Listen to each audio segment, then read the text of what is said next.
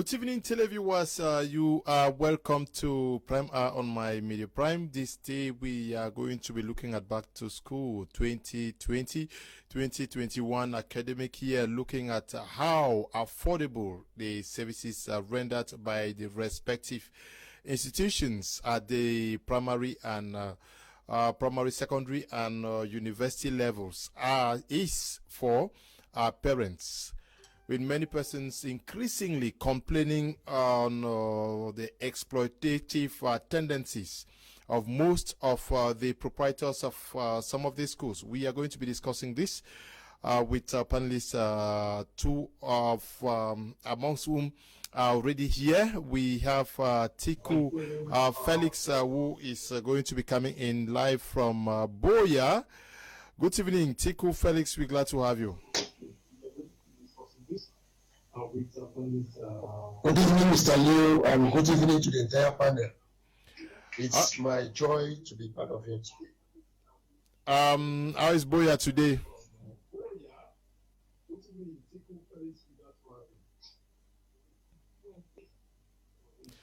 Hello, Tiku. How is Boya today?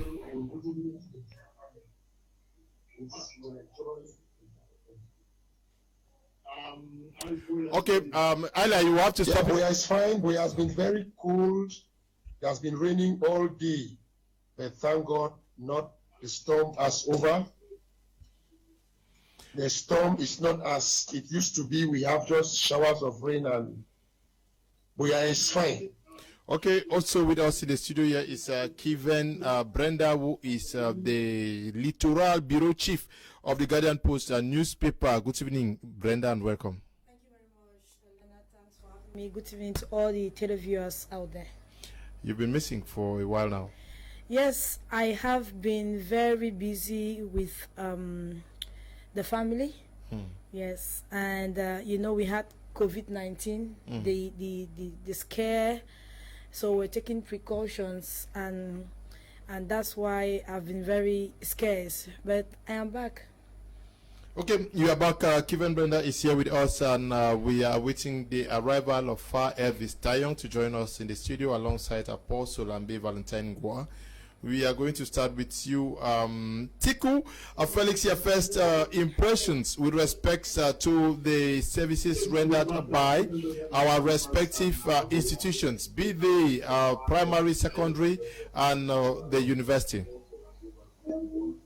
Yes, Tiku. Felix, your first impressions with respect to the services rendered by our respective institutions, be they primary, secondary, and the university.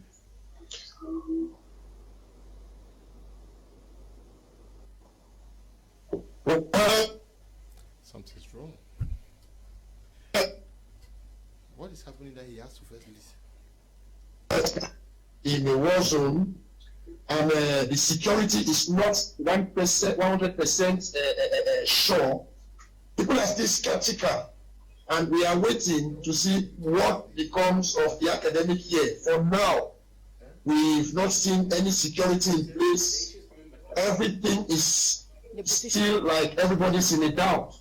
So we can't really say what the outcome is going to look like. We are still waiting. Yeah, Felix, seemingly there is a problem. You will not have to listen to, maybe there is a device besides you. You will not have to listen to it before you answer. I'm sure you just get to, please just follow directly. There should be a direct link through which you should get the questions, and not necessarily follow. Maybe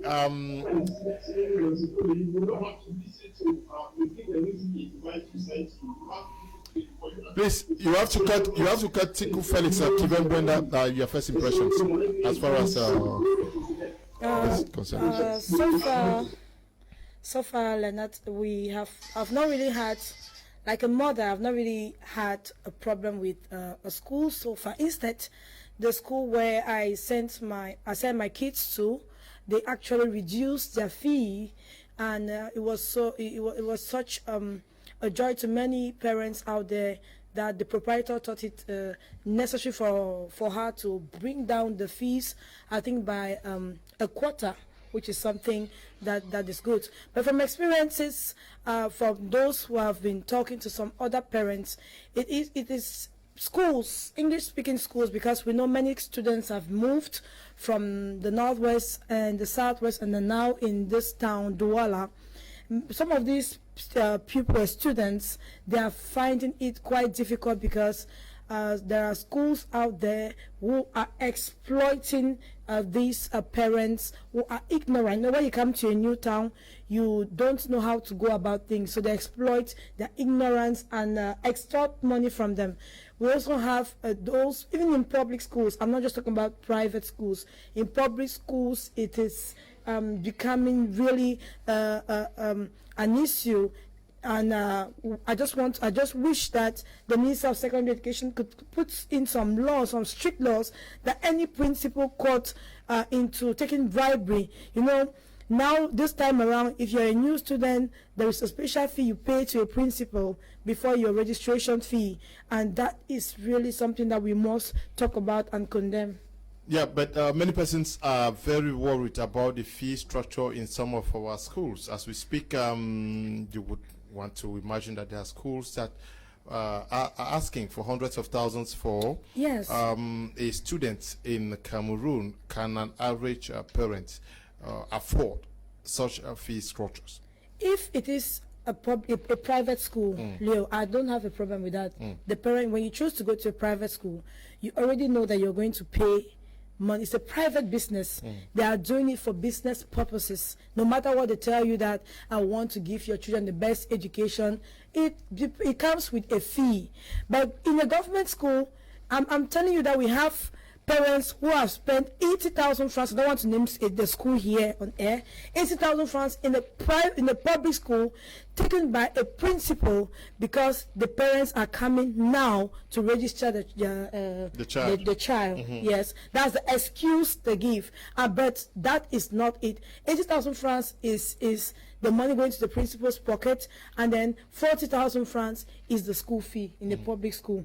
So parents are really complaining that, but if their money was going into government coffers, it would have been different. But now that's going to a private person, they don't have a choice. Okay. Because you cannot send a child to a private school here in Douala. It's very expensive to some parents who run away from the war. So they prefer to go to public schools. Now, Tiku Felix, if you are connected,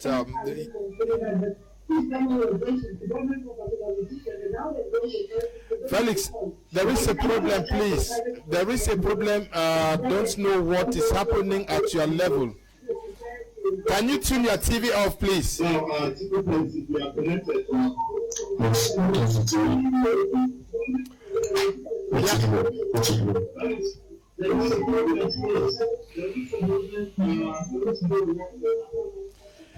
yes, Tiku, you just get. Let's just discuss straight with your device, be it a phone or a laptop or your computer. Just get straight from me. Don't follow what is happening at the level of your television set. Now, serious the issue of our schools now being seen as a business, especially by private owners. Should that be the case? Well, Mr. Leo, you know, because it's a conflict zone, everybody is trying to do what will benefit him or her. And talking with respect of the schools, realize that, especially the private schools, they have taken it as business and no longer a medium for impacting our children with knowledge. Now, if you look very well, you realize that a lot of promises based on the advertisement that these private schools do. I want to put the government schools out for now. A lot of promises that these private schools do, they don't tend to meet up with their promises. Why? Because it's become a form of exploitation to parents. Now they'll promise you series of services. For example, the private schools, they will tell you when you go to seek admission first, because of the influx of the so many peoples or students looking for admission from the war zones, because now we have zones that are kind of safer. Now I'm in Goya. You look like from Munya going towards Kuba, Ekona, and all those areas are still not safe. Now everybody will want their children to come to school at the upper Boya. Now you realize that there are so many people trying to seek admission, and because of this, some schools have tacked and what we call interview fee. Some parents need to pay interview fee for their children to be interviewed before getting admission into a primary school. And then now when you go, when you look at what they provide to you as the brochure, the school brochure, they'll promise you that they are going to provide like school materials when schools commences. But Mr. Leo, you realize that they don't give you up to 1/4 of what they promise to provide. Now, so many schools will tell you they're going to provide your children breakfast. And if you look at what they actually present to you, to your children as breakfast, it's so deplorable. So, because of the crisis, the private schools, I want to insist on the private schools, they have taken it as business and time to make more money. They don't care about the impact that this school is going to create with having these children with them. So it's now more of business than education. Okay, it's more business than education. We've just been joined by Far Elvis Tayon. Elvis, do you also think that the motives for the creation of most of these schools has to do more with making financial gains? Oh, yes, I will have to agree with that. And you know, especially for the level of private schools, I think it's more of a money-making venture. But the proprietors will tell you, I want to contribute towards the educational system in the country, which is not true.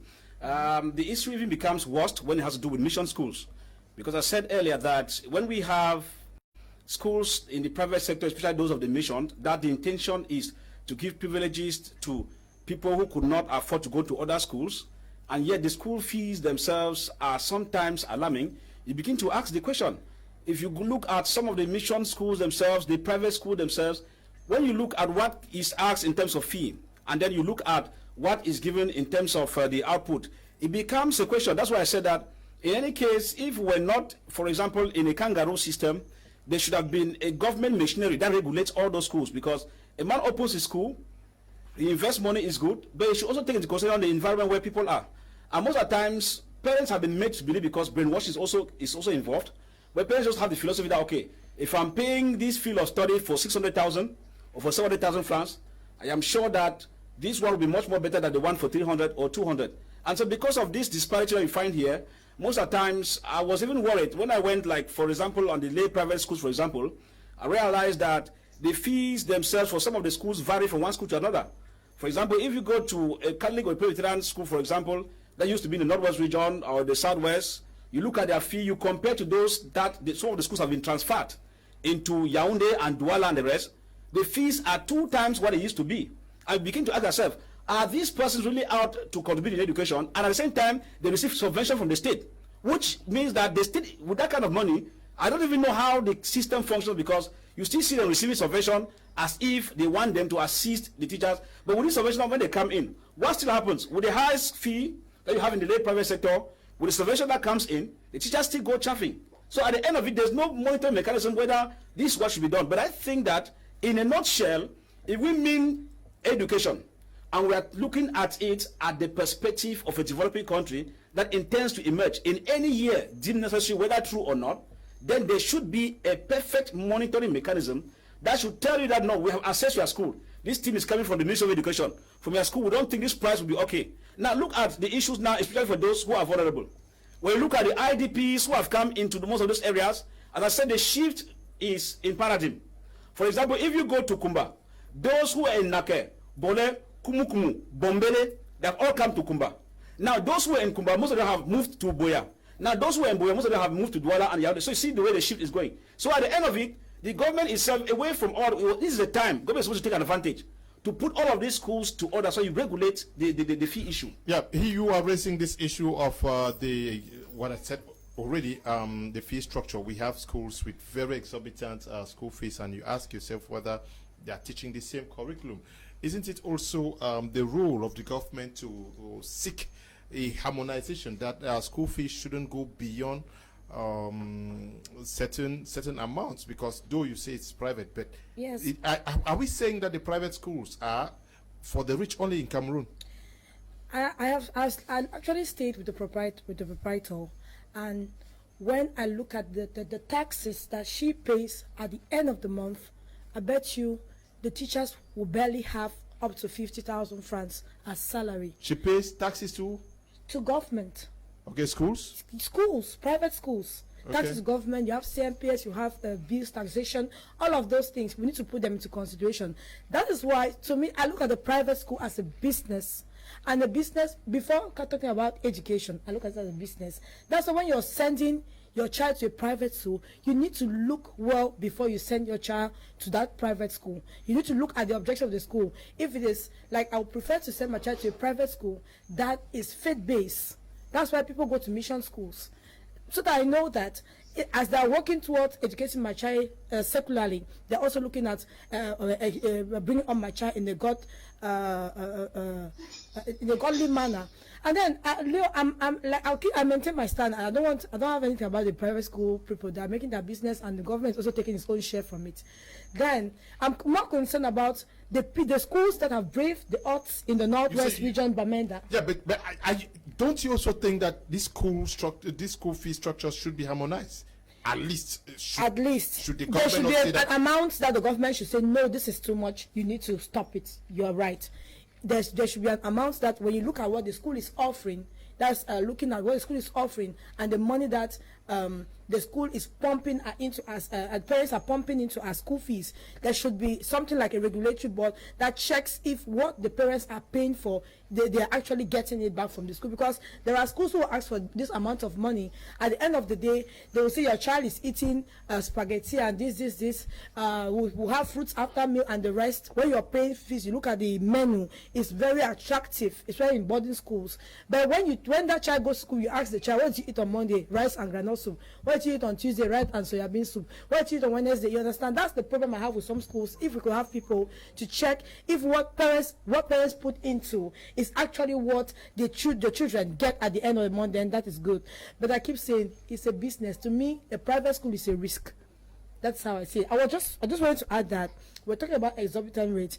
I wish there was a mechanism to check those schools which have braved the odds in the northwest region, especially in Bamenda, and they will be open for this academic year. Because the tendency is that when there is a demand, we'll have a black market. We'll have people being exploited. So I'm worried about parents who are braving the odds to send their kids to school, because I know that at the end of the day they'll be paying money that they are not supposed to pay. So that is really my concern with schools in war hit zones.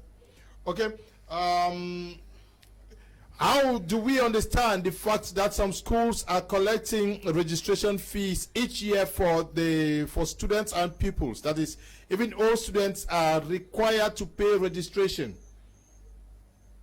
Felix. Yeah, Mr. Leo, I don't have a problem with students paying registration every year. You know, because of one or two things, a student may decide to move. And new students come in, and every academic year has its own budget. But my problem is how this budget is being used. I was privileged to go through a mission school, Mr. Leo.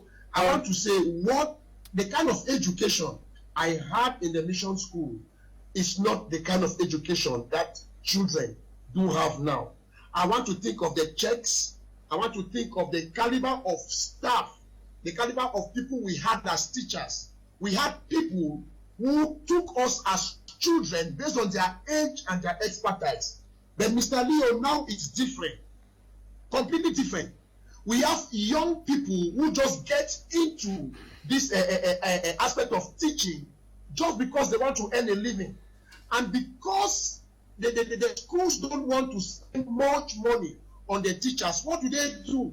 They just take them and give them whatever they want. So for the aspect of registration, I don't have a problem with that. Teachers need to be paid. What is the essence? What is the essence of a registration? Is it not to say that officially I'm becoming a student of a primary and secondary school? Why do you register every year in a school?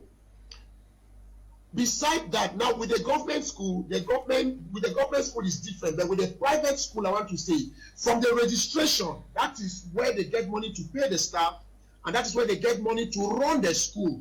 What is the essence? What is the essence of a school fee if registration is what is used to run a school? That is, registration is just to make you, it's just for you to confirm that you are a student in that school for that academic year. I think that's it. Okay. So you have no issue with it? No, I don't have any issue with registration because each year, because of the situation of our parents are being transferred. Every year there is this transfer. You move, transfer somebody from the northwest to the southwest, from the littoral to and they move with their children, and this enrollment needs to take place. So this registration is to make them confirm that they are part of this school. But the fees is what the school uses to run the school. Yeah, when you are asked to register your child each year with 25,000 francs, how do we explain that? What is the use of the 25,000 francs requested each year to register a child in a school? I don't know whether you buy that idea. Now, my problem is not the registration. Now, with what you are asking, my problem is with the amount that is being paid for registration. That is pure exploitation. Registration should not go above 5,000 based on my own take, because it is something that is repetitive. Every year, these students come to confirm that they are still members or they are still students of this school. So it shouldn't be above 5,000. But going above 5,000, Mr. Leo, to me is pure exploitation, and it's something the government needs to intervene on. It's something the government really needs to intervene on. Well, let me come in. I want to differ with my brother over there who talks about the registration is not an issue. When you look at budget management, even an additional 500 francs a single parent adds on a school budget has an effect on that parent, unless we're not talking about budget planning and family planning, so to say. And so what we're saying here is that we should not, on my own point of view, I would not want us to condone wrong things. What is the essence of registration? When you get into a school as a new pupil or a new student, your registration is to tell you that you have finally been confirmed as part of that school. Then, when you stay in that school a number of years, you are not supposed to pay any registration fee any longer. That is what differentiates you from a newcomer. A newcomer was transferred, as my brother said, in Boya, maybe from the southwest, from Boya to Bamenda, whatever. Any school you are going there anew, the registration is very normal. But as you stay there, I schooled at CPC Bali. For over 5 years, I paid registration only once, when I was entering Form 1. After Form 1, I was paying the regular school fee, while others who joined me in Form 2, joined me in Form 3, joined me in Form 4 or Form 5, paid their normal registration as new students. I think we are shifting the paradigm, because here, this is where the guys make money. Now, at the end of it, there are many unorthodox things that takes place within the school milieu. I'm talking like somebody who has taught for more than 6 years in Boya and in Limbe, and that's what I'm talking about. Now, there are other forms under which, as my brother said, they have to use that money to pay school fees. No, it is dubious, because the school fees is supposed to be used as a budgeting measure to take care of the children. Now, before you open a school in the first place, what are some of the requirements? You are supposed to show an existing bank account to show that you first of all have some money kept where you can cater, because you don't begin a school using the school fee of the children to run the school. It's not school management as per se. That's why the state tells you in one of their documents, you give a bank account which they are sure. So some people go around making fake bank account to show you have 10 million inside when there's no single account inside. You just buy it from a bank manager and then you make the document and send to the state. But the state has done its own part, because according to the state, you are supposed to show that before opening a school, you have the money to run the school. At least you can pay the teachers for some time, maybe 1 or 2 years, before you start hoping on school fees. Now, the other way they make money, let me tell you about, since it's a teaching fee that I've done, standard bilingual high school, all the right, all the school we taught in Boya, in the early day when we were in the UB, we could know those things. Now, you have what they call medical fee. They take medical fees every year. Some schools take 1,000, some schools take 2. You don't see anything in medical. Never. They give you a book. Some of those medical books are 200 francs. They give the order and it's printed and it's brought to them. And when you see, they say medical fee is this. Then you also have what they call, some schools insist that you must buy a sportwear in school. Those sportwear are contracts given out and they make money from it. Now some insist that you must sew your uniform in school, because you can go and sew a uniform that does not suit that of the school and they begin to sell your child. So most parents decide to avoid any embarrassment to go but to the school tailor. In the course of sewing those uniforms like you find in mission schools, in CBC Valley, all my uniforms I bought it from the school tailor. Just come and pay, and the tailor gives you 2 pairs of the uniform. Now, that one, they make some cold cash there, we don't need to go into it. I'm just letting my brother know that that's the fellows who will make money through medical fee. You give a 1,000 francs, some is 2, some is 3, and then the PTA levy is still there. So if you take a look at PTA levy, you take a look at medical fee, you take a look at sport wear, uniform for those who are in the boarding school, and then you add registration fee. It becomes heavier. Yeah, let's look at this PTA issue in private schools. Should that be the case? No. But there are private schools today that have what they call PTA. Yeah, it's a private, it's a business. That's what I say, it's a business. You shouldn't rely on parents to build your business. I don't know, you are paying something and we need to get what, to receive what we are paying for. So we cannot come back and sit and raise money to build your school for you when you're taking exorbitant amount as school fees from us. That's why the school I send my kids to, the proprietress doesn't believe in PTA. Parents have done every way to say, no, this school I built alone, I'll face the consequences alone.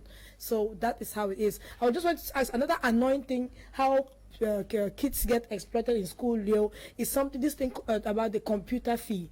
They take 5,000 francs from kids every year, and at the end of the year, your kids don't even enter a computer lab. I get so angry when this happens, and that is how schools make money. 5,000 francs, imagine 5,000 francs for 300 kids every year. And then these kids are not even able to go to a lab twice in the academic year, and you collected 5,000 francs from them. It is theory.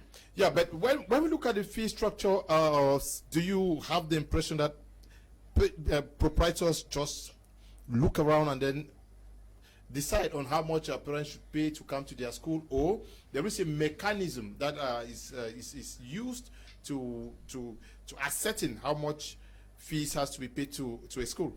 What I notice with some schools in Douala is that the building, a big building already tells you that the school fee is going to be high. That's how I think. And not necessarily the quality of what the students get. The next thing is the school bus. Anything flashy, the Christmas party, you know, that is how the system is. If you don't do Christmas parties in your schools that attract CRTV and all of those, it means that you're not running a good school.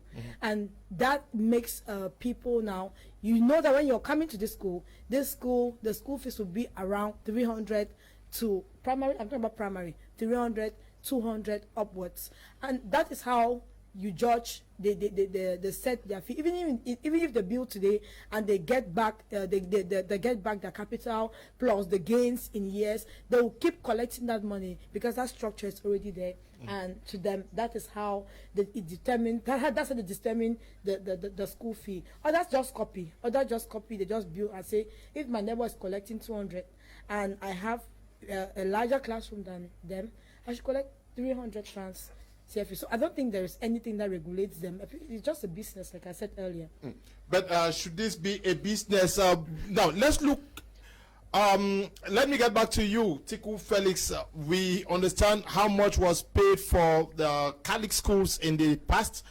We know how much was paid to Presbyterian schools in the past compared with what is paid today in most of these schools, and the quality of education gotten. How do we juxtapose the fee structures of these schools and the quality of education that was produced in some of the schools then and now?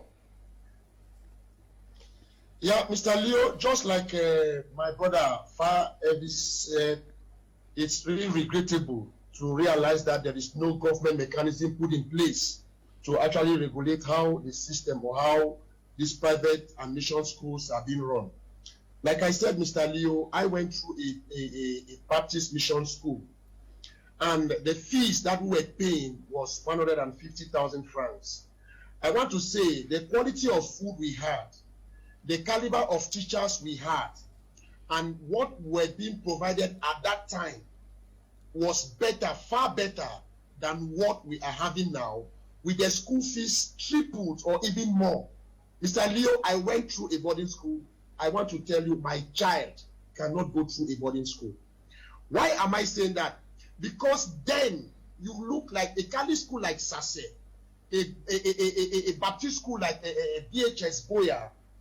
We have this staffing system put in place where the students are being controlled from morning till evening.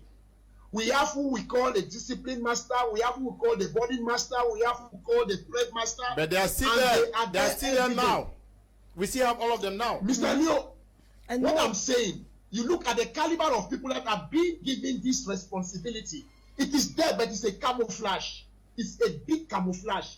Just like my sister was saying, you look the flashiness of what they present to you and what you get in reality, Mr. Leo, reality is pure business. Pure business. Go and look at how much a student is being required to pay for breakfast in the morning. How much is being the school will ask you for pay for breakfast in the morning. And you see what they give these children as breakfast, Mr. Leo, is something at times is what your dog cannot even take in the house. It's just because they are children and because somebody is standing in front of them in the name of a teacher, they are obliged. And when they go back home, you get them being infected with series of diseases. Mr. Leo, now the fees has been tripled from about 150,000 francs then to more than 500,000 francs now. When you look at the quality of what is being taught, even when these children come back, I want to cite the boarding schools. When you see them come out now, it's even worse than when they got in. Take it into consideration the world we call the computer world. This student gets in with phones, and you can imagine what they do with phones. But there is nobody to check them in the dormitory. Once the dormitory are closed, the young discipline master or the young body master is gone because he has one or two things to catch in town. He's young. But then we have aged and mature parents who took us as their own children, and they will make sure they give us the best that they are giving to their own biological children. It's not the case now. The teachers we find in schools now are just most of them are not even trained. They are just there because they want to earn something to get a living, Mr. Leo. So that is the situation we face now. That is completely different. That is a situation. That is the situation we face now. So they are now on a pure business situation we are facing. Okay. Just like my sister said, most of the proprietors don't even know what to do. They have the money, but they don't know what to put in place. Okay. They only want to do what we give them more money. Teku Felix, you raised the issue of a boarding school. That is for the case of the secondary school. I want us to do a comparative analysis of the primary schools at the time. I think that in Catholic schools, people paid 4,000, 5,000, 6,000 in primary schools. And I want us to look at how much is being requested at most of our private schools today, and then compare the quality of education. Now, Mr. Leo, you realize that nothing actually has changed in terms of the impact, in terms of the impact, but it's just the money that has increased. So nothing has actually changed. Okay, nothing has changed. Do you think that children that pay, I want us to look at the primary schools now. We pay hundreds of thousands for primary schools. Compare the output with the pupils that went to Catholic schools, to the Presbyterian schools, and were paying 4,000, 3,000. What is the miracle that this previously happened that cannot happen today? Well, the main issue there is that the environment varies too. We're talking about the change of environment. You know, like some of us who went to a Catholic school, small man come before going to PS Cameroun, you know, we pay those kind of monies as cheap as it is. But as you see, Mr. Tiku Felix said something important. We had dedicated teachers. Okay. We had some you call Pa Kiyaka, Pa Toche. You call them Pa. It's not these young boys who are your guys who come here with kind of your shirts and all that. You know, you saw them. You know that these are parents. And in real terms, even when they were teaching us, we're even scared because when your father tells you he's going to report you in school, you know trouble has come. Because you were scared of a teacher than your own born father in the house. So I think the issue has to do with the caliber of persons we had. People were dedicated. Most of the teachers from grade 3 to grade 2 to grade 1 were devoted in their job. Now, another point we talk about is the sociological component of the environment. Most of them were not even as distracted as per se. The economic hardship was not at its peak, as we find here. So a parent could concentrate on the meager side the person has, and then the children too also had advantage that they could pass through the school where the parent is teaching at little or almost no cost. So they had some of those advantages for issues of Catholic schools and Presbyterian schools or Baptist schools. But now, our day now, everything is seemingly becoming different. Even if you are teaching in a secondary school for mission, a child has to be there, the money is cut directly or they tell, okay, we'll curtail it in 2 or 3 installments. There's nothing like you get some exemptions as the others could have, because that sacrifice was really there. Now, if you look at it, for the children who started at that time, we realize that the moral aspect within them was higher. Parents who gave birth to children knew the importance of moral value. Nowadays, parents don't even have that time, because some of them think that the school is supposed to help them raise their children. So that's why when you hear them go to where they hear that the fee is exorbitant, in their mind, the quality of education will surely be here. But as you know, the general thing we have is that the quality of education has dropped, whether we like it or not. Because I remember in the days of Changa Enoma, Peter and Dora, class 2, a child was already reading. Now, some of them managed to read now because some of the systems have been upgraded. That one is true, because to some extent, to some of those schools that have high fee, also sometimes to deliver the goods. But the question is, the quality of the product can never be the same. For example, when you see students now, children who leave this kind of schools, in fitting into the university, which is a free world, you see most of them make mistakes, because that adaptation becomes difficult. But for some of us who grew through the hard way, because when you come back home, you need to go to the farm to help carry firewood before you come to the house. You know, understand, the whole issue was complex, that you had to take your studies serious from the environment. But today, since as it is business, because the parents could have that follow up. The moment your parents complain that your child is not doing well in school, sometimes the parents came to school and complained, and you are flocked even. Assignments were regular, and you had to do that at home while coming to school. But now the issue of not using a cane and all the like, you realize that sometimes you just have to go on, but the parents themselves too are also considered. So the level of change as we speak now concerning education. But I think that sometimes we think that if we could visit the past, if we could change back the hands of time, then you realize that by the time someone is graduating from standard 6, he's only qualified to start teaching. Most of our parents finished class 6 and they started teaching class 1 and 2 and class 3. I really want to say this. You know, what I've noticed about it, I'm a journalist. I get home very late sometimes, and I'm so tired. And my son comes with his work. I have to do the work that the teacher bundled and sent to for my son. My son. I don't remember studying with my mom or doing such things with my mom back in those days when I was still young. I don't remember that. I'm not sure my mother ever helped me. Yeah. My mom never helped me. My dad never helped me. The teacher did the job, and I got home. And I revised on my own, even when I was not revising, but the teacher, it was stuck in my head. And back then, but what I realized is that there are things I don't know in primary school. When this teacher sent homework, I just feel like crying, because I don't know how to do them. I paid the fees for you to teach my kids, so when you send them back to me, what do you want? I don't even have the is it the curriculum or what? I don't even know how the scheme of work. If the scheme of work, I don't even know. There are types of there are many types of multiplication and division. Yeah. I don't even know if the method I want to teach the child is the one that you are teaching the child in school. So those are the things that annoy me about some of these schools who collect a huge amount of money and then bundle work and send to the child back at home to meet the parents. What? I'm just thinking, if it was my mom, she would have gone to one of those schools and slapped those teachers for disturbing her, because she's tired. Okay, but she's tired. Yeah. But my question now is, we are looking at the quality of service rendered. When you look at the salaries of some of these teachers in this schools, you think that because you can only give what you have, if you are well treated, you treat the pupils and students also better. Are we comfortable with what our brothers and sisters receive from most of these schools? That's why, let me just go straight. I will not answer that question. That's why most often parents support some of these good teachers, because when you know what they collect at the end of the month, you really pity them. You just say, anytime you just go, you drop something in their hands, you just give them, you plantains, you give them. That's what I noticed in Douala, by the way. Teachers are being supported because the fee is barely above the minimum wage. People just the salaries. People just hang around the minimum wage, and then they just add some few papers behind. And then teachers, how can you stay in Douala and you're collecting 40,000 francs as a salary, and then you are in a big school? You're in a school of over, let's say 300 pupils, and you're taking 40, 50,000. how much will you pay as rent? How will you feed yourself? Transportation, your kids, how will you survive? Yeah. I'm sure you have friends who are teaching in some of these schools. Tiku Felix in Boya, are you very comfortable with the stories you get from them? And why? Anyway, yes.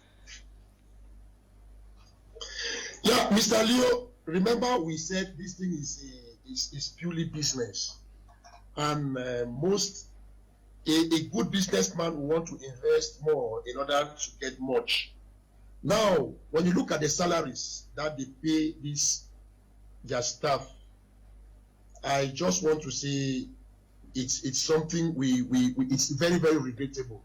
Now, just like you said, it's true. I have friends who are actually teachers teaching in some of these primary and some of these secondary schools. Mr. Leo, the story you get, it's not worth talking. I'm telling you, these people, it's just a kind of sacrifice, and coupled with the fact that we are in a crisis. Now we have teachers who have left the most serious part of the conflict zones.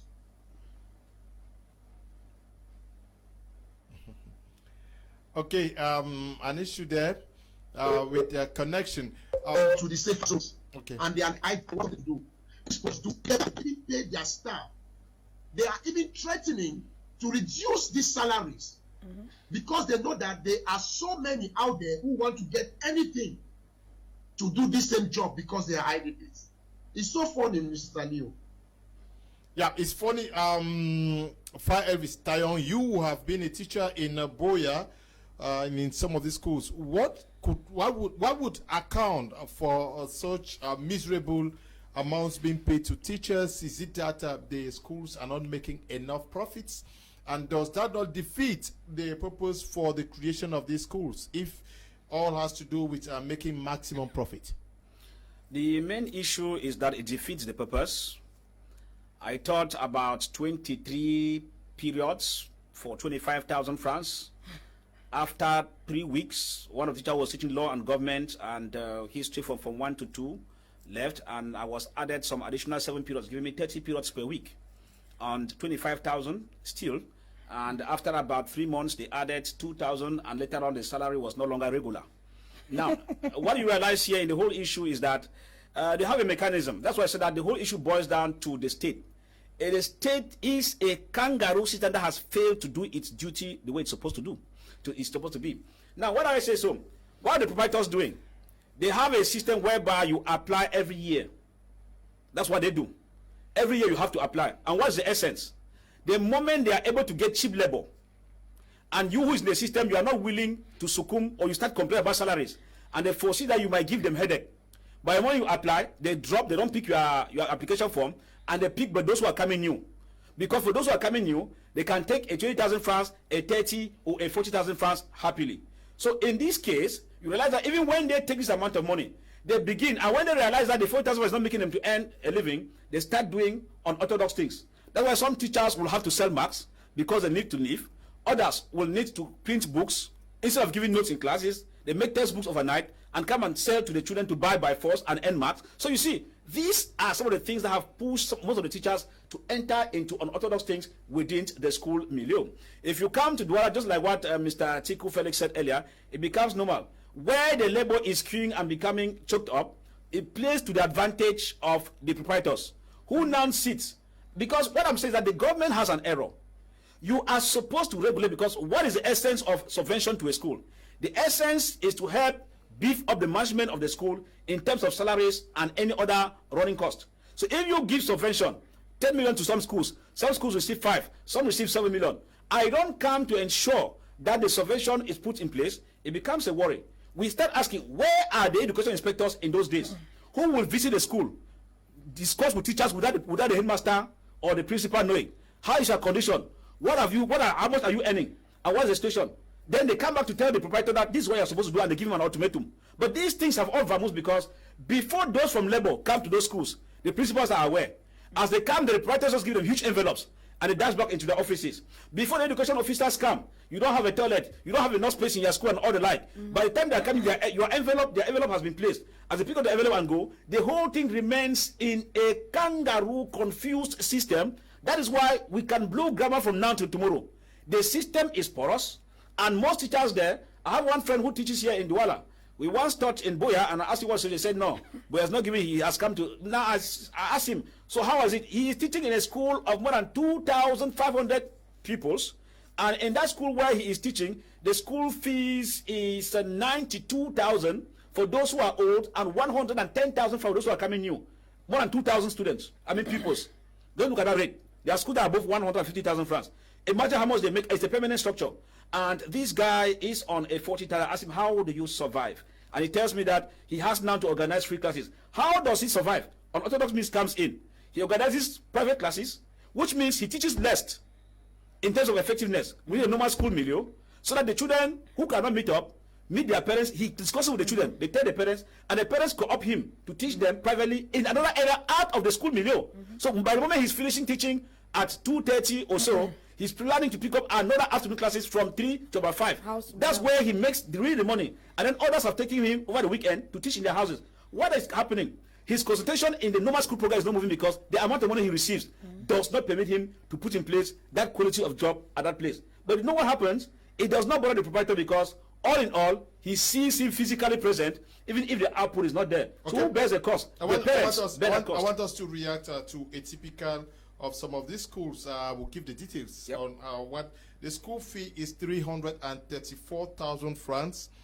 They say registration is 3,500 francs. The tuition fee is 60,000 francs CFA. The boarding fee is 200,000 francs CFA. Education week and church contribution 1,000 francs CFA. PTA levy is 15,000 francs. Sanitation is 12,000 francs. Examination material is 5,000 francs. FENASCO SEPCA is 2,500 francs. Students magazine is 1,000 francs CFA. Computer culture information communication technology is 20,000 francs CFA. ISTP fund is 1,000 francs. They say course fee August and April 5,000 francs. Laboratory fees 5,000 francs. Cutlery is 1,000 francs. Church diary is 1,000 francs. Building maintenance fee is 1,500 francs. 1,000 francs. How do we understand all of this? Well, maybe you have to pay. Yeah, you have to pay almost everything. No, you pay PTA, you pay for building maintenance. Boarding school, yes, and those things were common. And I said, at each stage that you have an amount, there is a profit on it. Even if you are supplying diaries for 1,000 francs, the fact you are supplying in bulk for over 300 students or 500 students, the cost per that diary will not be 1,000 francs as per se. Thousands. It might, yes, and it may be thousands of students. Yeah, so but how do you pay for PTA and then you still pay for building maintenance? Yes, that's why I'm saying that all in all, these things are just headings. The schools generally put this to confuse the parents, so that you think that these rubrics are different. At the end of it, the rubrics get into one single account. So you are paying in one single account, but the school is making you to feel that these things are separate. Okay, and to justify. And no. And you see, the whole issue is done in complicity with the PTA chairpersons. That's why a no-nonsense PTA chairperson cannot last long in those committees. Because the moment you cannot tarry with the school vision, the moment you cannot tarry with the vision that the principal has in place, automatically they will team up and you are on seat and you are removed. So the PTA president and the treasurer, they all accomplish those things. By the time parents come to PTA, before they want to stand up to start complaining, these persons are ready to stand and defend. That you see with this diary is because like this, it's like this, you know it's expensive. But one thing we need to note, Mr. Leo, is that what the school authorities forget to note is that anything you buy in bulk drops the cost per unit. That's economic analysis, which is very different. But in the course of the analysis to the parents in PTA, they don't give you that impression. Because even when you pay 200,000 francs for boarding, because they buy bags of gari, bags of beans in regular supply, they don't buy those bags as you see in the market. Because the regular supply people bring down the cost because they are permanent customers to the school. And at the end of it, even those who supply plantains and all the like, that's the situation we had in CPC Bali. That you get a bunch of plantains being supplied and all the like, but if you want to go, a cost per even a bunch of plantain will be far cheaper than what you find in the market because it's all in bulk. The milk we used to drink used to be this milk in kilograms. Different from the normal tin milk, which we find it expensive. And that was the meat that was being given by UNESCO, sometimes United Nations, for malnourished or those who are living in impoverished areas. Those are the things we were consuming in school. Okay. Good evening, Mr. Leonard and the crew. I love your program. The lay private schools give good education to learners, while government teachers relax. But when it comes to salaries, private school teachers are not motivated. Proprietors on their own but exploit teachers a lot. Let the government put a mechanisms to check the minimum wage of teachers who work under the private sector. Linda is writing from Boya, but I think the teachers themselves should organize themselves to get government together, fix good evening, because they have what they call trade union, you know? Yes, but the trade union is always being infiltrated by the same proprietors. Good evening to you in the studio. There is a trick with the so-called high standard school due to the fees and structure. Parents do most of the work, even on topics not taught, whereas it's not correct. Ayon is writing from Tico. Good evening to you, Ayon. Good evening, Mr. Leo and panelists. I'm very happy because you people are talking about teachers and schools. Some teachers teach where they are recruited to teach and send their children to other schools. Does it mean those teachers don't have confidence in their schools or themselves? Enoch Clovis is writing from Kumba. Good evening, Mr. Liu. I'm Emma writing from Yaoundé. When they send home work is for kids to do them, not parents. Okay. Good evening, Leo and the crew on board. In GTHS Tico, we parents pay 37,500 every year, but we end up giving receipts of 10,000 francs, and 20,000 francs is for PTA with no receipts. The rest goes to an unknown destination. Charles is writing from Tico. Good evening. Good evening, Mr. Leo. Back to school is period. Most principals enrich themselves, and it is not only the private schools. It is worse in government secondary schools. In some parts of Douala, for example, in Lycée Bobongo in Village, Douala, the principal to admit a new student, the parents have to pay an open bribe of 80,000 francs before the student name can enter an admission list. It is what we paid last academic year. So I am pleading to the government to really look for solutions to this appalling situation, because the IDPs are really finding it difficult. I am Clement, writing from Yaoundé. Good evening, Mr. Leo, and to all panelists. I am Nerius.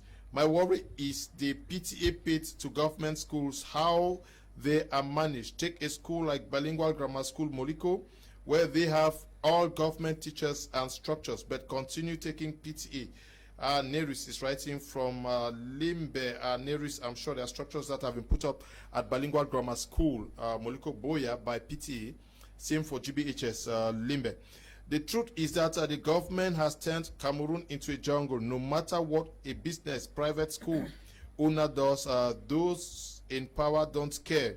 They only care about matters that threaten their political positions. From Sonny White writing from Munya. Tabord Machiavelli writing from Yaoundé says, special greetings to the madam and the Skype speaker. They are really bent to speak out the bitter truth of what is happening in the school milieu. Let the field government wake up from the slumber and iron out these issues. This one says the government should actually regulate the school fees in private schools in relation to teachers' salaries. Imagine a school that collects 350,000 francs as school fees, but teachers' salaries is below 50,000 francs. No teacher can put on his best knowing how much parents are paying as school fees, and with him receiving chicken change. Ndinde is writing from Yaoundé. Okay, the messages they keep coming, but how do we explain that for decades today, teachers are paid very paltry amounts in secondary schools, and the regulatory authorities, secondary basic education, are aware and nothing is being done? What can we say? Like we said, the system needs to be checked. It is porous. And if we think about the welfare of these teachers, because I'm one of those who don't like to see a teacher looking tattered, poor, because those are the richest persons we have. They are the ones that put knowledge into our children. And when you treat them the way you get billions of francs CFA and then you don't prioritize them, let me put it this way, in the words of our late Simon Quenty, if you don't prioritize these teachers, how do you expect to have a better future for the children of tomorrow? So it is just the government needs to sit up and check these schools and make sure that all of these schools, especially the one mentioned, a school cannot be collecting a school fees of 300,000 francs, and a teacher with at least 2,000 or 1,000 pupils, even 800 pupils, and your teachers don't get even more than 100,000 francs as salary. If you are giving 50,000, you have bad faith. I will not hide it. It's bad faith that you have. Another thing that I wanted to raise, I don't know, I've forgotten. I really wish it comes back because it's something that concerns the faith of teachers. I really want that government should regulate this sector and make sure that if you have, teachers should be paid in relation to the number of pupils in the school and the amount of school fees collected. That is how a system should be set up to check that. Now, what justifies the exorbitant fee structures that we have in Cameroon today? Tiku Felix, can we understand why schools collect up to 800 million francs CFA today, given the stakes or the conditions of an average Cameroonian? Well, Mr. Leo, what I will say is, now, as it's commonly said, things are changing and things are getting more expensive, and the schools too need to catch up. So it shouldn't be like it was at first, but just that the rate at which they have kind of increase what they take now is really a problem. Now, just like we have been saying, I want to stress this, Mr. Leo. The teachers themselves are not helping the situation. Now, like Mr. Fcfa said, which is very true, you see teachers who are being paid 40,000 francs, and they have a lot, just like he himself, they have a lot to cover. But they are still there teaching, which means they are okay with what they get. Why? Because, to my own understanding, the teachers take the school as a medium to advertise their private classes. They take the school as a medium to also lobby for private classes or to teach children at private homes. So the 40,000 francs is not actually what they are getting, but what they get from their private classes is the real money they are making, and what they teach students or children at home is where they make their real money. So to them it's okay with the 4,000 francs they are making. So they are helping the proprietor in making much money, while they themselves are using as a medium to advertise their services. Now, like we said, this thing is just about business. Mr. Leo, the government is not saying anything. It moves from 150,000 francs as fee to 400,000 francs to 600,000 francs to 1 million with some schools. And the government has not done anything. So as a businessman, so long as they are making much money and there is no mechanism put in place to check them, even if you were the businessman, Mr. Leo, what will you do? It's business. And you get into where you make more money. So all the blame go back to the government. Mr. Leo, I want to think of when I was in the primary or the secondary school, and they tell you that the inspector of education is visiting the school. Mr. Leo, you need to see the mobilization that the principal, the mobilization that the staff are making just to receive this man because of the danger or the kind of audit that they are going to have or the kind of checks that they are going to have. It's not the case now. Nothing is put in place. They just come, get their checks, and they move.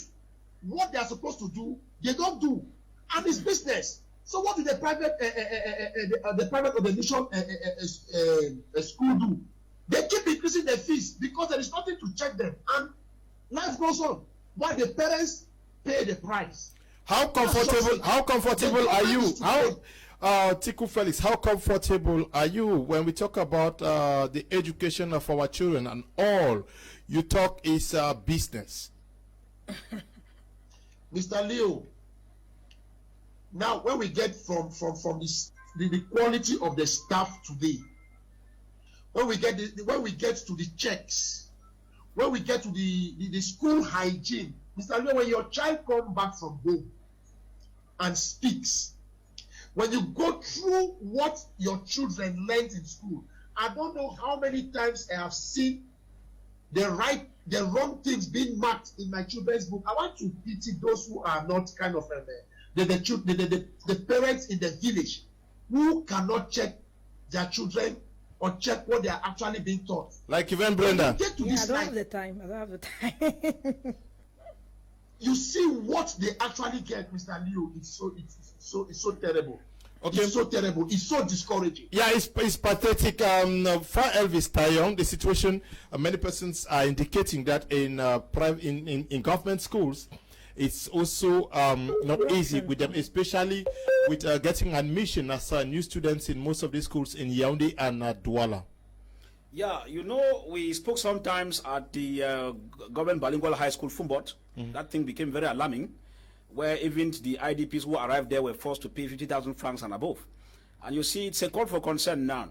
If you look at the situation now, talking about 2 shifts in schools and not to take above 50 per class, another corruption will come in very seriously. I repeat, you see, any action the government takes with the intention of thinking that they are doing a good thing, the corruption will come, because you just come out, they will tell you, registration has ended. We are full. We are full. So that you have to run behind the principal. This one now, you are the one to remove 50 or 100 and give him, not he himself tell you to come and give him. Sometimes you will take goats, you take tin of oil and look for his house to go and give him there with the money before he start considering you, because this issue of even 2 shifts has even come to worsen the whole issue. You imagine the population we have. If you have about 5,000 students, for example, at government bilingual high school in Daido, and you need about 50 children per class, whereas before you used to have 100 and something per class. Now, it means that you have 2 shifts already.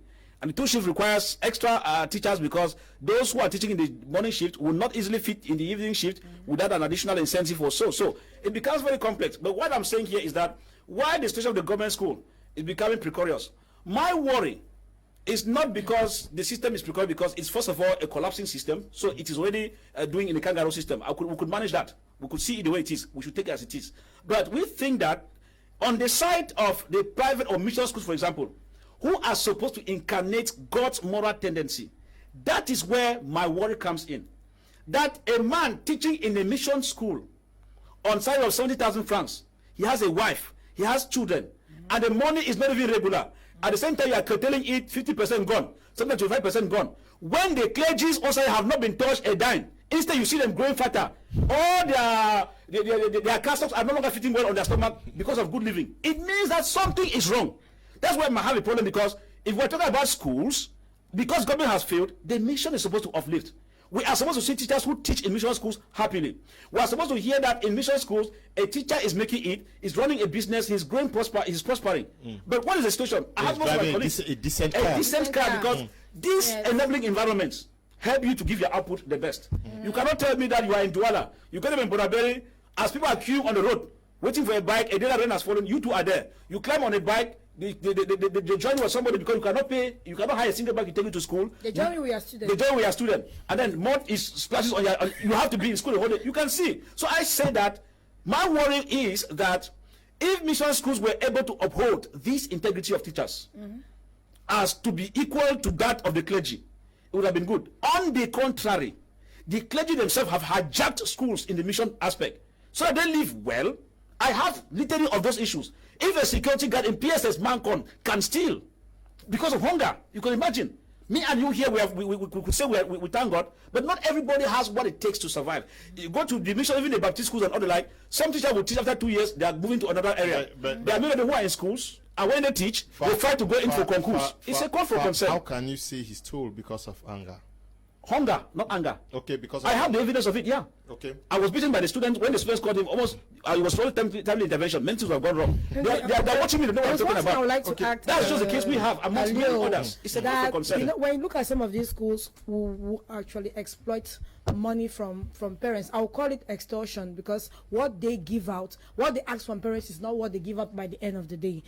And you when you look at some of these schools, and the ones that give in their all and get little from parents, those schools don't get the subvention we are talking about from government. And that is what pains me, because when you look at the way some of these teachers, the proprietors, the proprietors, what they go through just to get a subvention, and you look at somebody who just comes from nowhere, builds 3-story buildings or whatever, and then in the next 2 years he's collecting. How can you explain the fact that a school that is functioning, a primary school that is functioning for 24 years, can't take subvention, and a school that was just created 2 years ago now gets subvention? How can we explain that? And the school that has made it put in more pupils than the other school.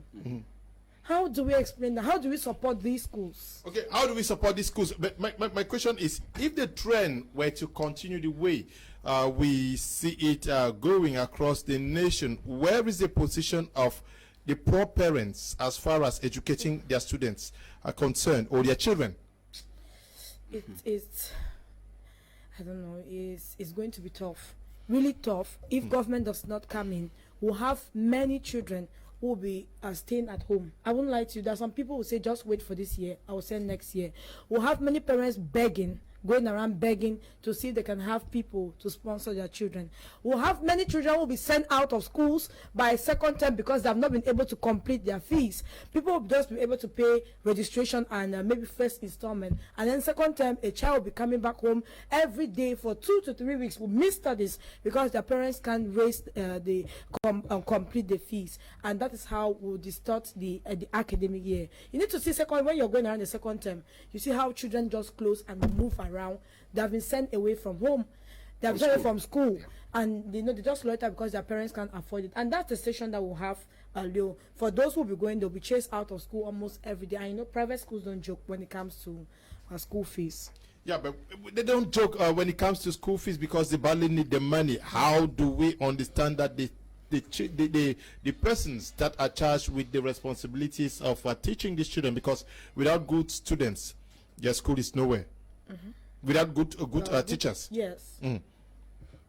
Well, you know, that scenario is simple in that what most of the schools have done, which is still another aspect hampering the education process, is that they have structured their schools all exam oriented. Now, I taught in the schools we had what they call SPECO. And so if you go there, in history, you had this person tough, right? You will see Eno Botella is in history, literature, you will see this person, and what happens? They became selling like hotcake because most of the schools took this upon themselves, that they don't have that time to read all the entire syllabuses because they are GC examiners who understand where questions usually come. And so they work on specific topics well. And so you see a school now exam-oriented, scoring very well in the GCE, but when you come out of that area now, after the exam milieu, what you study now you can no longer apply because you were taking the specific areas to study.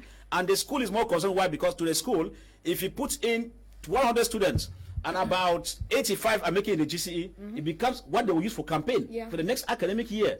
And so this is why I said that the school curriculum has been in a way that the time we used to have what they call managers of schools, education inspectors, who will come to school from time to time, sometime announced, sometime unannounced, to go through the school diary or go through the school scheme of work to find out what has been taught. They used to surprise teachers. Like when in our own time, you will just see them discover that a school inspector is really around.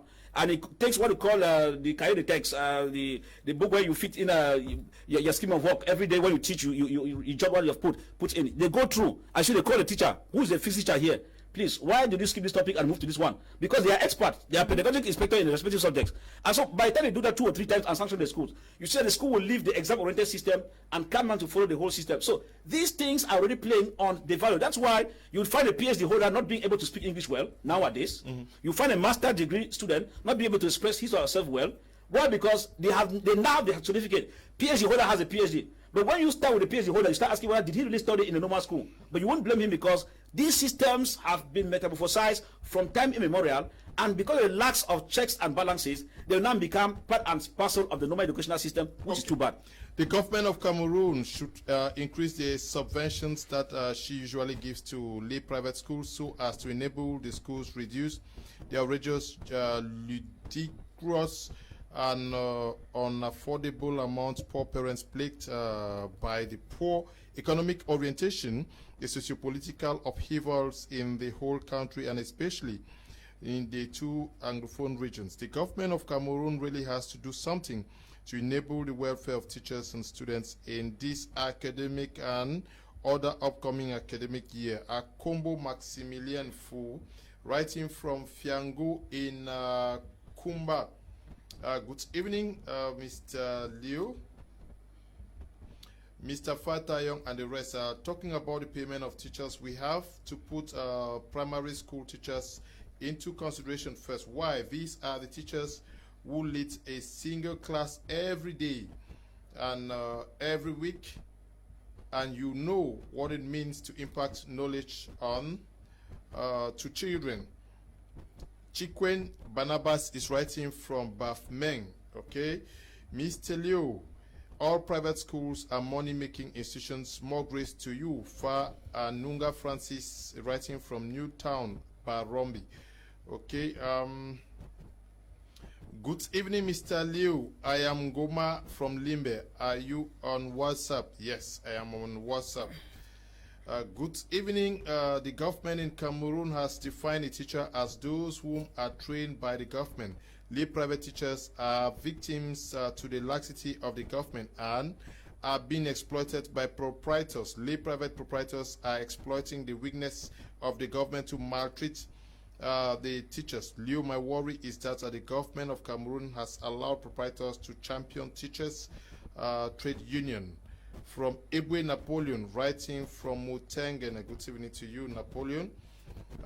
This one, Brenda, it is very important as a parent to check your child's book daily to see what they did in school. It's just the right thing to do as a parent. It encourages your children. Far John is writing from Banyu. Thank you very much, Safar John. This one says, I don't think there is anything wrong with a proprietor taking 800,000 francs and paying the teacher 40,000. It is his investment, and even getting the students to pay the 800,000 francs is a whole lot of marketing investment. Fengnui Julius, writing from Kumba. I hope you can pay. That's what I was talking about. Yeah. Yes. Good evening, Mr. Liu. Principal in government school are there to make money. They pay for their appointment and in turn exploit parents in the name of bench fee for new students. After collecting the bench fees, they still go into PTA fees. Kennedy is writing from Kekem. Good evening to you. Dan, writing from Boya, says, good evening, Mr. Liu. I think the government needs to put in place mechanisms to check how teachers are being paid, most especially in nursery schools, where teachers train a lot to teach the children and end up with salaries are not encouraging. Okay.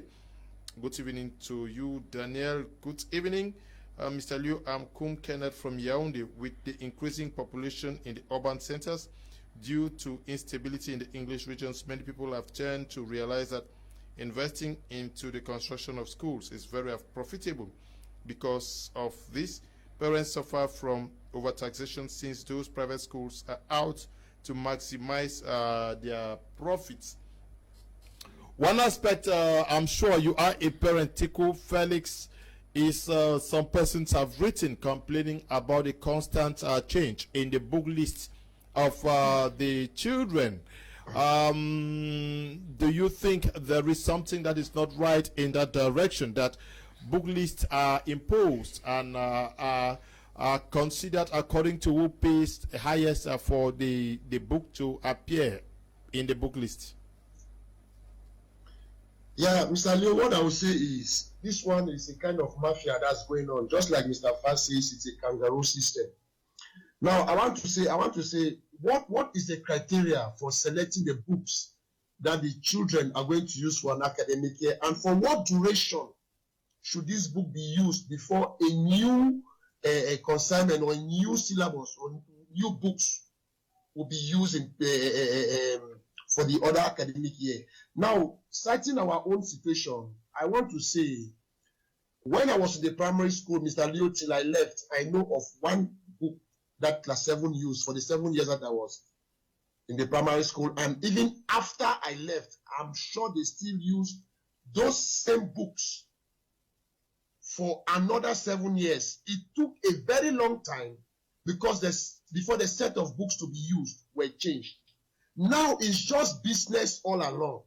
You write your book, you try to get in contact with whichever minister that will endorse it and how much this minister is going to get in the bargain, and the book becomes what is going to be used for that academic year.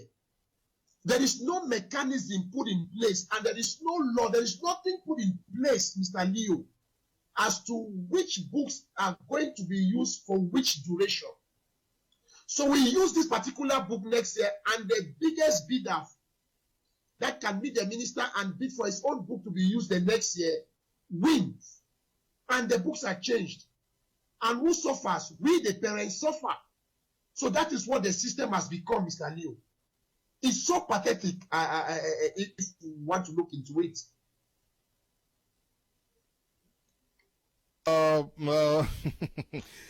Now, many persons are writing. Good evening, please. I think it's necessary for proprietors to pay their teachers well, because they sacrifice a lot, especially at the primary level, the sacrifice, and for the upbringing to high standards. Kenneth is writing from Antaricon in Bamenda. We are going to take a short break. We're coming right back. But just to tell televiewers that if you have something to sell to your clients, please, we are going to give you 5 minutes to be able to use this platform to sell it. Just contact us if you have something to sell. But we are coming right back after the short break.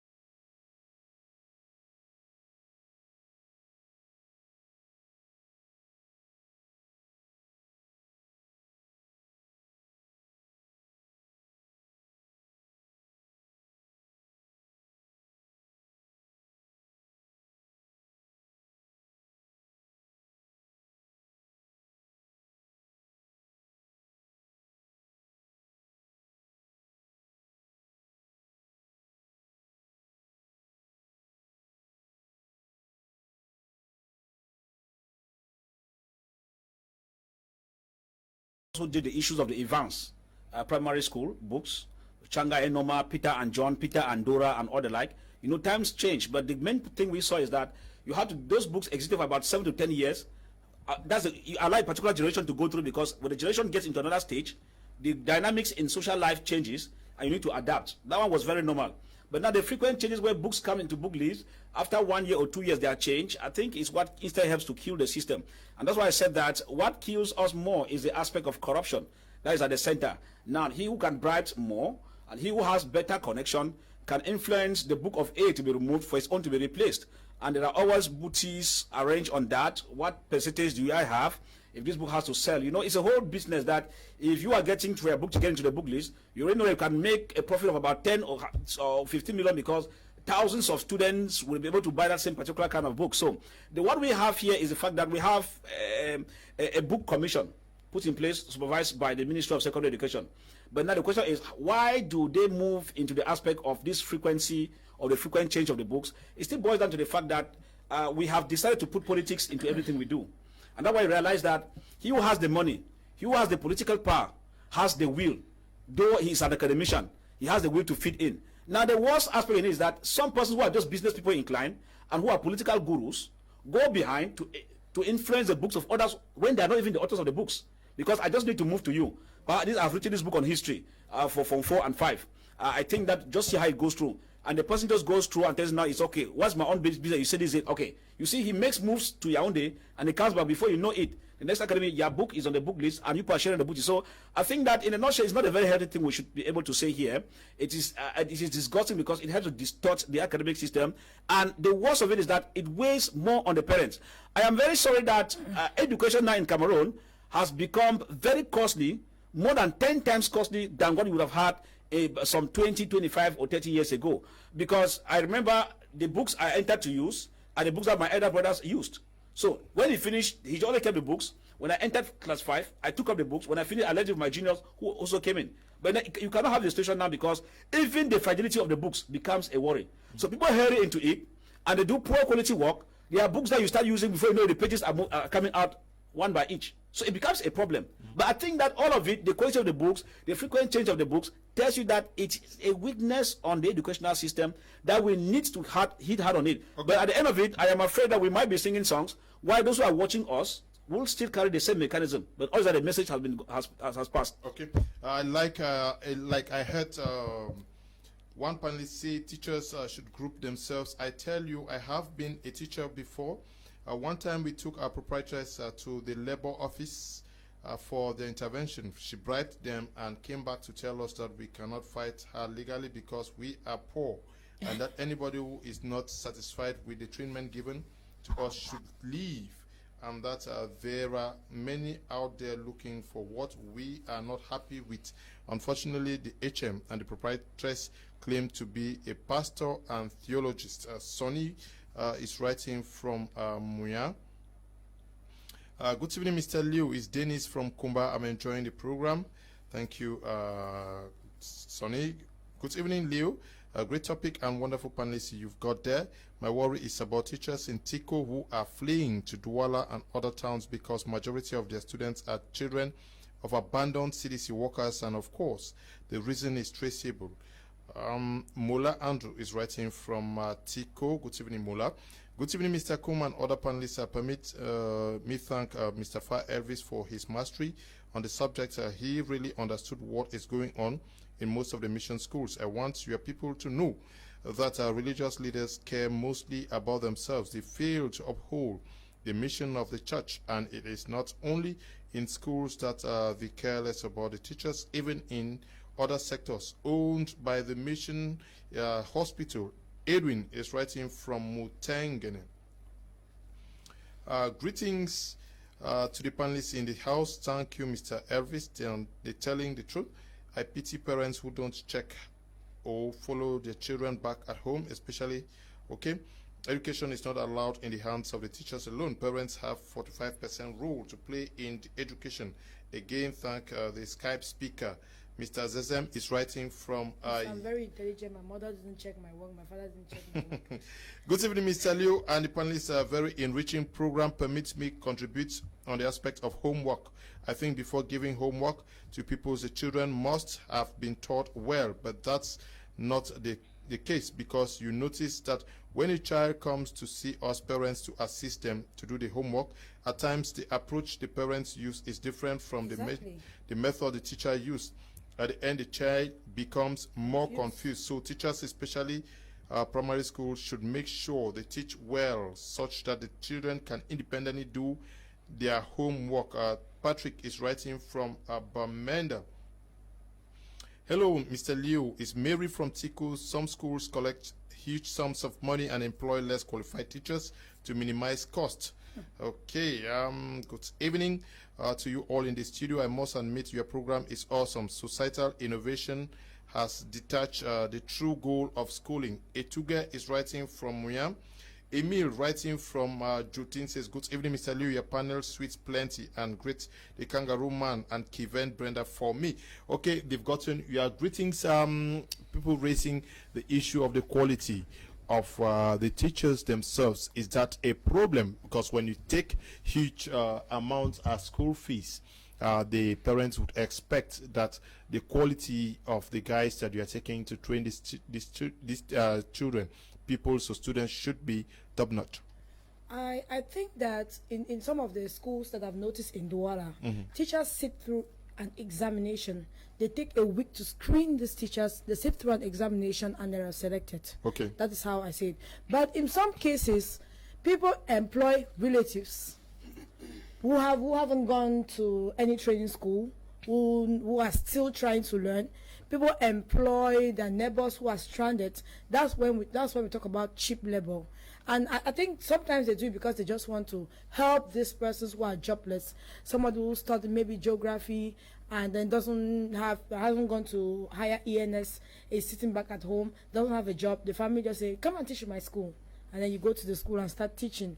So when you talk about cheap labor, I think that schools intentionally to first of all attract these parents, they try to screen and get the best teachers. I don't think that there's a school that will just come up and say you want to get cheap labor and get less qualified teachers, because parents don't know if their kids are being handled by teachers who don't master their work. I could tell the difference between a teacher who masters her work, but she wasn't good with my kids, and another one who came in and my kids picked up easily. I could tell the difference. Good evening, Mr. Liu. I love your program. And this one says, good evening, Mr. Liu and panel. The program is so awesome. Today, may God help us. Echo Carl, writing from Kumba Boya Road. But you are, it is true, today you are a parent, but you went through school, maybe nursery school, primary school, secondary, and the University of Boya, precisely. What do you make of the situation where some teachers have to sell their books and maybe, forcefully asking some teachers, some students to teach? How do we contend that? If there is something I hated, was to buy a book forcefully.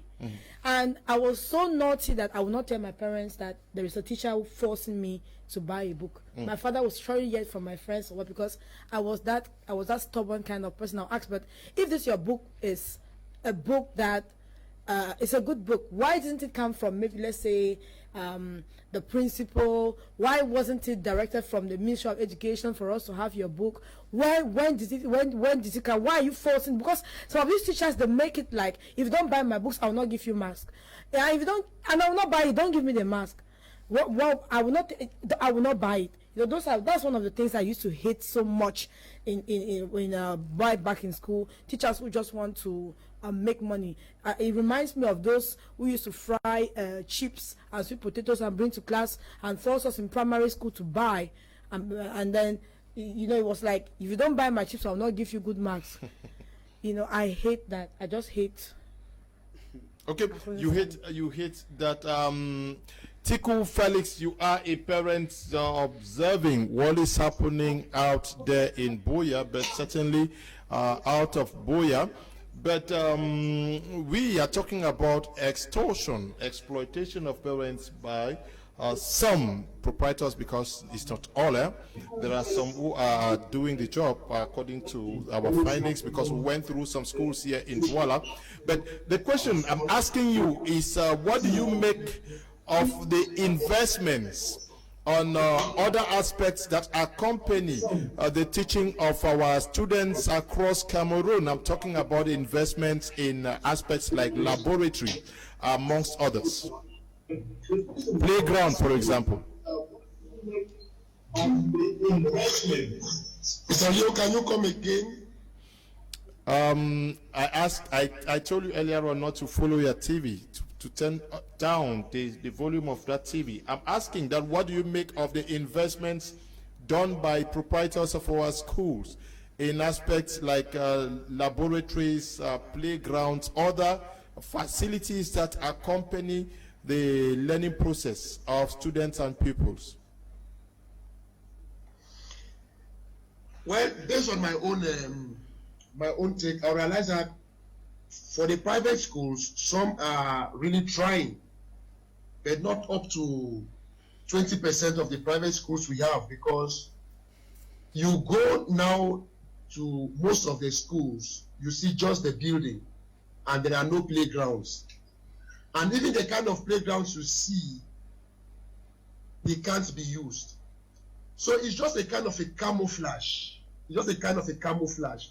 Like I said, Mr. Leo, the proprietors of the private schools, with the mission schools, is even different, because they have a vast land that they have built on, and they have the football pitches, they have the volleyball pitches and all that, which they have times for sports. But with the private schools, Mr. Leo, when you come to Boya, you have so many of these private schools, you find just the buildings and the classrooms, and their neighbors are just people living in their own private homes.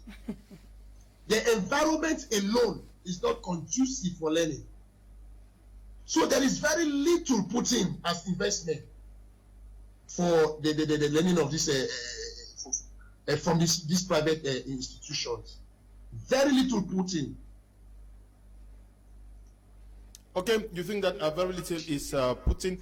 Well, I want us to look at the consideration that is given by proprietors for the value of the money put in by pupils and teachers. I want us to use the last year's experience, where most of the schools did not go through the full school year, but fees were collected for an entire year. Teachers were not paid, and pupils were not also taught. We've not gotten any clear explanations from some of these proprietors to tell parents that, okay, this is the amounts that were used, because it also applies for those in boarding schools. They did not consume up to what was budgeted for the year. I'm sure all the schools collected school fees. Yes, you know, the scenario differs from the boarding schools, mission schools, to that of the lay private. For example, I said earlier that for the private schools, most of them did not exhaust the money to the end, and because of no checks and balances from the administration, you see, most of the teachers, some of them even had to strike before 1 or 2 miserable months could be given to them, and the whole issue ended like that. Like for the mission school, as I said, the amount of money given in was huge, and it was not exhausted, and in the next academic year, you are paying a new fee, and they only tell you that no, they'll do catch up. That's the excuse they give you. That since as the school curriculum was not completed, they will start with the old curriculum first in the next classes before they get to the present one. You know, these are just ways to tell you that forget about your money and pay your new fee, which is supposed to be the case. So that's why I said that in real terms, this would have been the measuring rod for you to know whether the owners of the schools were out to promote education or to make money. But this is really a glaring example that even mission schools, even lay private schools, all of them are out to make money, as we have mentioned. You know, in the course of our discussions here, we made mention of the issues of recruitment. And I said earlier that, just like informing, that I understand how the recruitment issues take place in most of the schools where I attended. Most of the times, even is the lowest bidder of the whole issue. I'm very sorry to say so. I only happens to have been, the only first interview I attended was at Boya Bilingual High School. Any other school there was based down on what they could hear that this man teaches religious study. You know, most of those recruitments no longer count any longer for those who have been in the field for long. But the bad thing we need with the whole issue is that when you go for a recruitment exercise, your documents are checked, questions are given to you, And then at the end of it, the last thing, which is the last phase that determines whether you should be there or not, is how much do you think we can pay you? Yeah. Now, in this case here, if you think that you have a profile, well, I think that you can start 150. All right, we have heard. You move. The next person on the same subject, religion or literature or economics. After all that, how much do you think we can pay you? Well, I think that if for the start, I can start with 50,000 francs, and then as time goes on, you can increase it. That one is on the good books, they keep aside. That is the final step that determines who will be taken. So, at the end of it, you who comes and says that you are a renowned Chibo, through that interview, you are going to lose a chance. Some of us who only made it in the schools were those who were only called upon by recommendation that we need a religion teacher in this school and philosophy. Time for every we hear he's teaching this school. You see a principal calls you, please come and see me, I will negotiate. But away from that, it was the issue of the lowest bidder. So in that lowest bidder now, why were some of them lowest bidder? Because they hadn't that professional experience in teaching. So the problem was first to get into the system. Just as Mr. Felix said, you get into the system first, and then from there you start meandering your way. And to see whether you can have private classes, you sell pamphlets to make up, to meet up and all the like. So at the end, you are involved in even things that you're not supposed to do. But at the end of it, we think that though many of them were looking for experiences, but the main agenda of the proprietors was that the person who accepts, take for example, a teacher who left the school out of anger, maybe he was paid 60 or 70,000 francs. And then you get that person who comes to replace you to teach the same subject, and the person is willing to take 30,000 or 40,000 francs. The proprietor becomes happy. He forgets that you are going out will cause a lot of issues because the technical know-how of the new person who's coming in to take 40,000 francs will not be there. Now, what happens? Why do we find many schools in Boya? At first, we had standard bilingual high school where I taught. We had Boya bilingual high school. But what is the genesis of the new school that came up? Because the proprietors maltreated most of the teachers. The teachers understood how the school were running, group themselves, and then came out of it. Today is Frankfield. This one came out, tomorrow is Salvation. The next day is Somerset.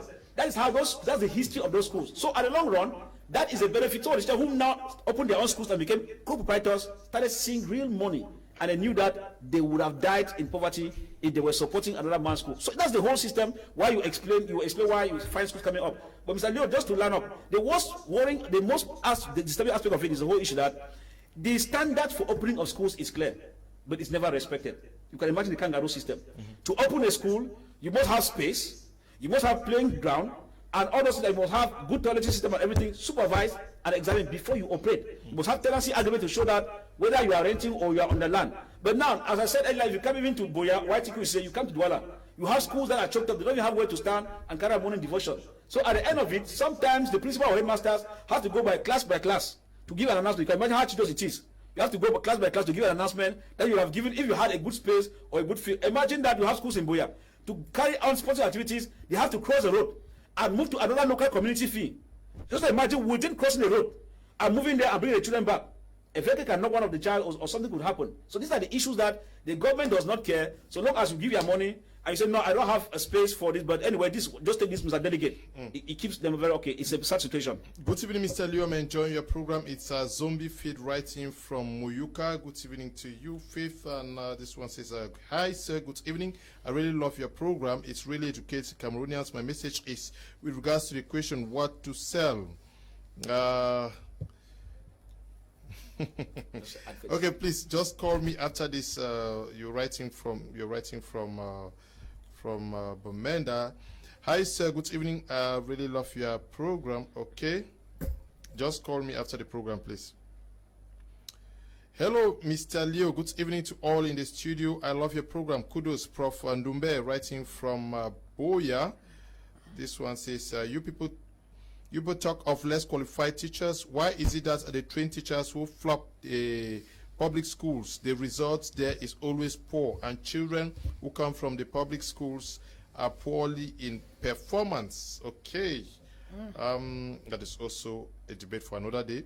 Good evening, Mr. Leo, and keep up with the good work. Special greetings to Mr. Elvis. I'm still waiting for him in Bamenda. Okay. Good evening to you, Father Bertus Asanji. Good evening, Mr. Leo. Is the Destiny from Kumba. I'm also enjoying your program. Thank you, Destiny.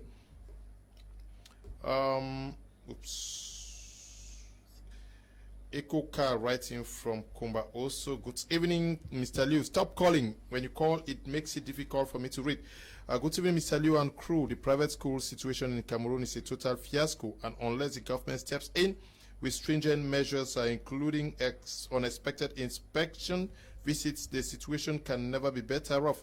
Isaiah is writing from Yaoundé.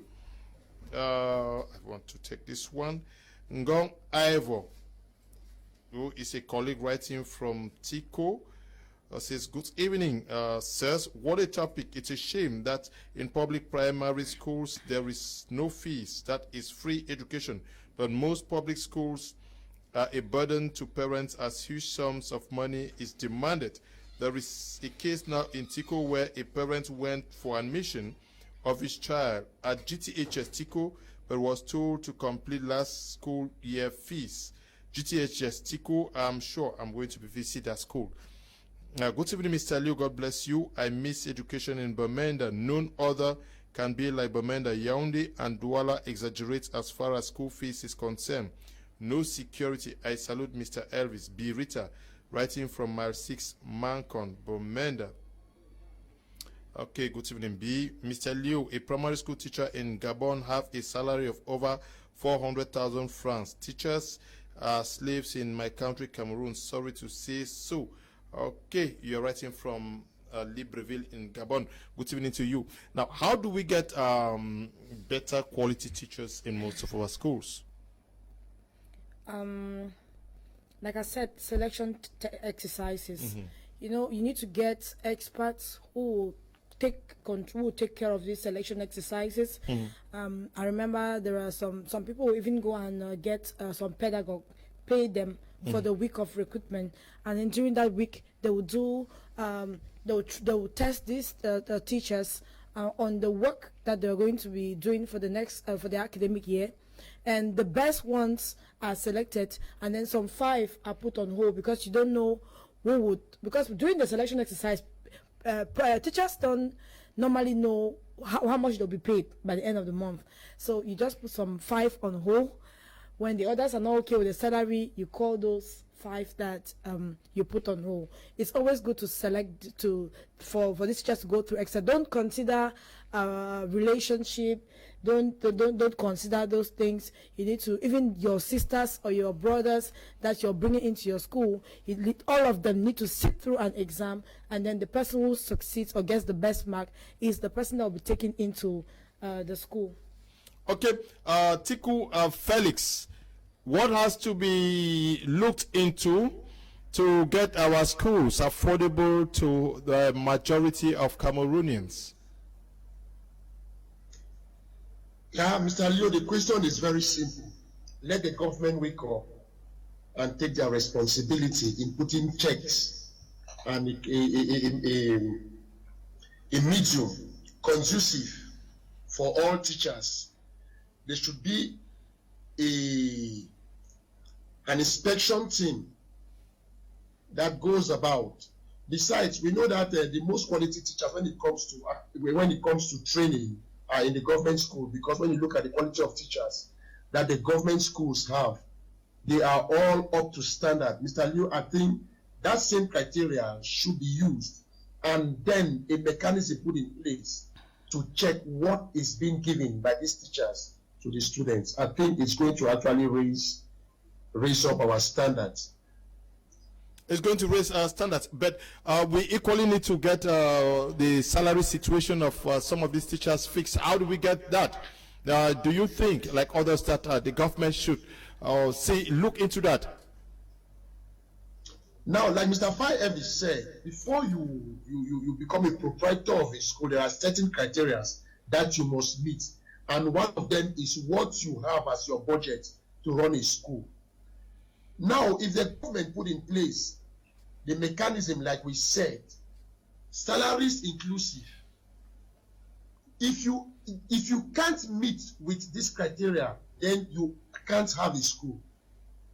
If you can't meet with this criteria, you can't have a school. They check from your budget, they check from what you have for your infrastructure, they check on how much you have to run the school for about 2-3 years before you can start depending on the fees to pay your staff, and what amount you are going to pay your staff based on the quality, and the labor code comes inside. The labor comes inside. The list that it should be paid, and what they have to deliver based on what they are being paid. I think all this should be taken into consideration regarding what the government is putting in place to pay the government staff. I think we should put this into consideration before putting the mechanism that is going to check how the school is being run. I think with this, it's going to put the school, our standard up to standard. Now, Kevin Brenda, do you think that there is a stereotype that has been ascribed to teachers teaching in private and some mission schools? That is, the proprietors know that as a teacher in my primary school or a secondary school, you're a poor person, so there is no need for you to lead that decent life that is expected of a teacher who may be teaching in a government school. Is it time to change that narrative? It is time. It is time to change it, because a teacher to me remains a teacher. Either you're in a private school or a public school, you remain a teacher. And I keep saying this: give the teacher money. That when you look at your school, you look at the number of pupils that teacher handles per class, you look at the money, the school fees that you impose on parents, let their salary reflect what you get in. And it's going to encourage these teachers to work harder.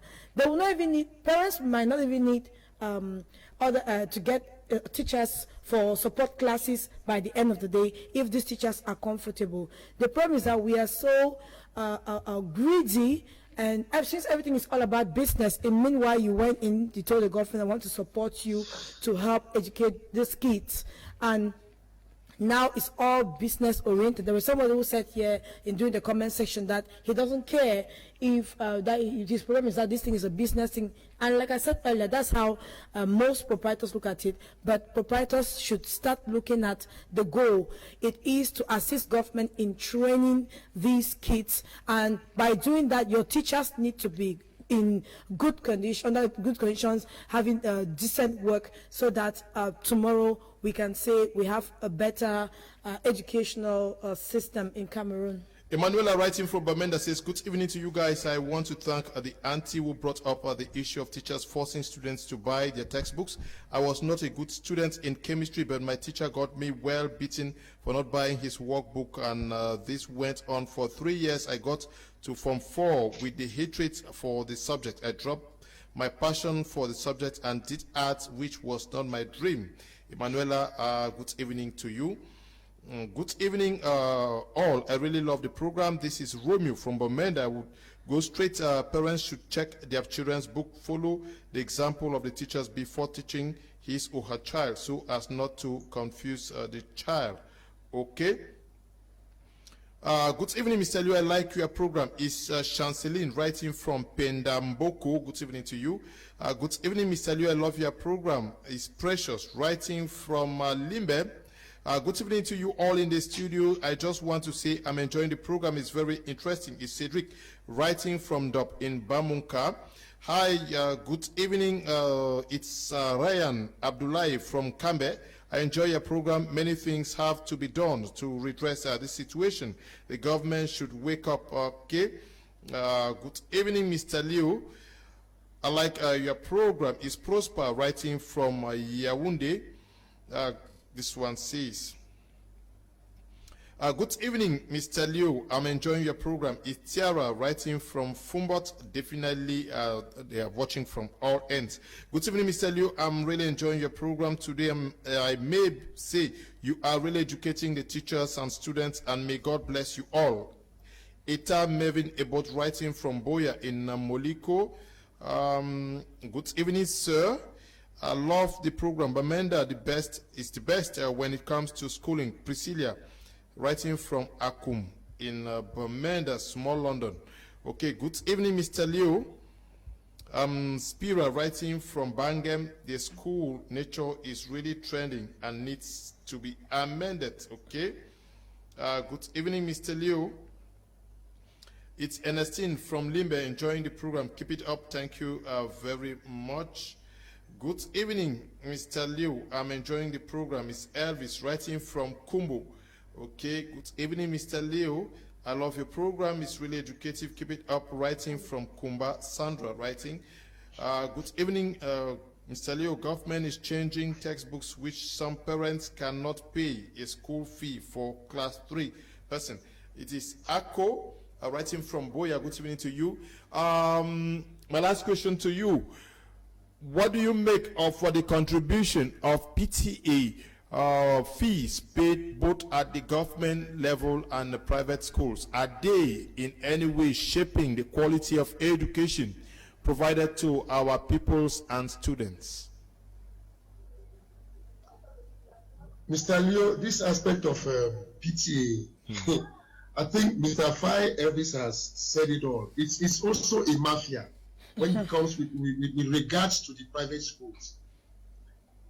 The private schools, you have built your school, you have done your investment. So what is the essence of the PTA? To me, it makes no sense. Now, with the government schools, I think it makes much sense because taking into consideration the kind of government we have, they pass a decree and open schools, and after 2, 3, 4 years, not a single block has been put in place. Now, but with the PTA, at least it helps the parents around to start something like a community school from after which the government can come in. I think that with the aspect of the private school, it doesn't make sense. With the government school, it's really okay because it helps the parents, it helps them to even recruit what we call PT teachers.